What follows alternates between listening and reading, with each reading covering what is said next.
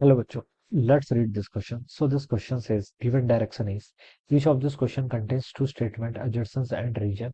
Each of this question also has four alternative choices, only one of which is the correct answer.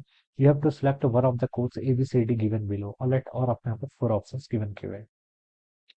So the adjacent is electric field inside a conductor is zero, and the given reason is the potential at all the points inside a conductor is same. ठीक है, हर point पर आपका potential क्या रहता है बच्चों, same रहता है. ठीक है, तो चलिए इस क्वेश्चन को स्टार्ट करते हैं. तो देखिए पहले हम यहाँ पर क्या लिख लेते हैं, कंडक्टर्स लिख लीजिए. ठीक है, कंडक्टर्स की हम बेसिकली यहाँ पर बात कर रहे हैं.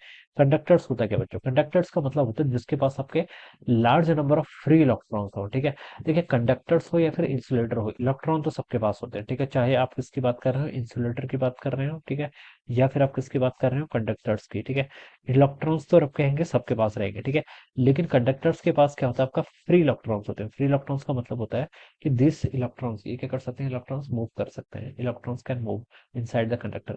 But in case of insulator, insulator के केस में जो इलेक्ट्रॉन्स होते हैं वो क्या होते हैं, आपके इमोबाइल होते हैं. इमोबाइल मतलब मूव नहीं कर सकते हैं. क्या बोलते हैं इनको आप, इमोबाइल इलेक्ट्रॉन्स होते हैं. इमोबाइल है तो मतलब ये आपका क्या कर सकते हैं, मूव नहीं कर सकते हैं. ठीक है, तो कंडक्टर के केस में क्या होता है, इलेक्ट्रॉन्स आपके फ्री होते हैं. देखिए इलेक्ट्रॉन इलेक्ट्रॉन के बीच में कौन सा फोर्स लगता है, आपका इलेक्ट्रोस्टैटिक फोर्स लगता है.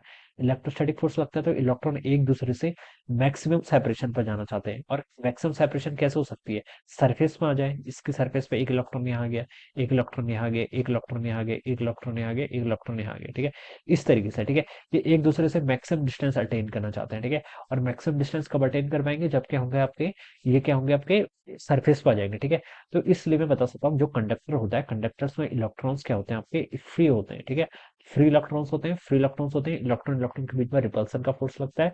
और रिपल्सन का फोर्स लगता है तो ये एक दूसरे से मैक्सिमम डिस्टेंस पे जाना चाहते हैं. और in case of conductor electrons are free, तो वो बिल्कुल सरफेस पर आ जाते हैं. ठीक है, सरफेस पर आ जाते हैं तो जो आपका इनसाइड होता है, इनसाइड पॉइंट पर आपका कोई भी इलेक्ट्रॉन रिसाइड नहीं करता है, तो no electron inside in case of the conductor. ठीक है, बट इंसुलेटर के केस में आपकी स्टोरी अलग हो जाती है. मान लीजिए आपके पास कोई इंसुलेटर है, ठीक है, कैसा भी आर्बिट्रेरी शेप हो सकता है. ठीक है, इंसुलेटर के केस में क्या होता है, देखिए इस पर आपके large number of free electrons होते हैं. ठीक है, लेकिन ये फ्री इलेक्ट्रॉन्स क्या, सॉरी फ्री इलेक्ट्रॉन्स नहीं होते, इसके पास लार्ज नंबर ऑफ इलेक्ट्रॉन्स होते हैं.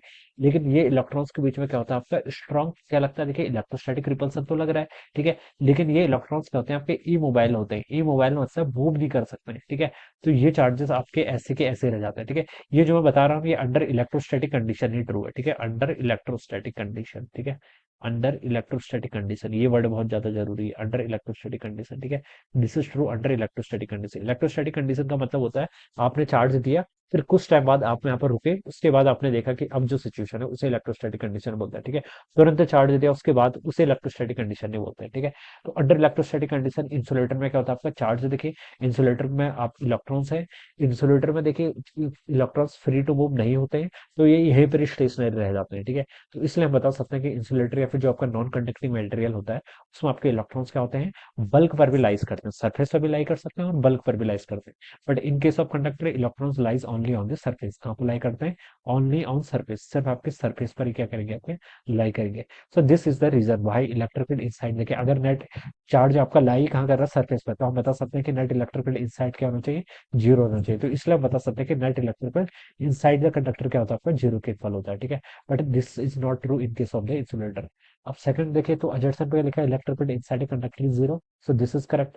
रीजन पर लिखा था potential at all points inside a conductor is same. ठीक है, पोटेंशियल देखिए कंडक्टर के अंदर इलेक्ट्रिक फील्ड कितना है, जीरो के इक्वल है. और इलेक्ट्रिक फील्ड को डिफाइन कैसे किया जाता है, minus dv by d r से. ठीक है, ये टर्म आपकी जीरो के इक्वल है.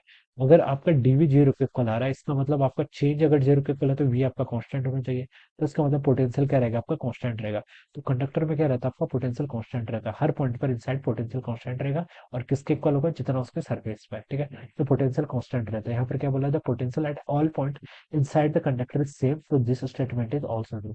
ये स्टेटमेंट भी क्या है बच्चों, आपका बिल्कुल ट्रू है. ठीक है, तो बच्चों यहाँ पर आपका जड़सन भी ट्रू है और आपका रीजन भी ट्रू है. ठीक है, but reason is not the correct explanation. ठीक है, रीजन क्या है, करेक्ट एक्सप्लेनेशन नहीं है. हम देखिए electric field inside conductor is zero. ठीक है, अजर्सन से रीजन को एक्सप्लेन कर सकते हैं, लेकिन रीजन से अजर्सन को एक्सप्लेन नहीं कर सकते. तो assertion is correct, reason is correct, but reason is not the correct explanation. ठीक है, रीजन करेक्ट एक्सप्लेनेशन नहीं है. तो बी वाला ऑप्शन क्या होना चाहिए, इसका राइट आंसर होना चाहिए. तो option B would be the correct answer of this question. So I hope you all understood this concept. All the best and thank you so much.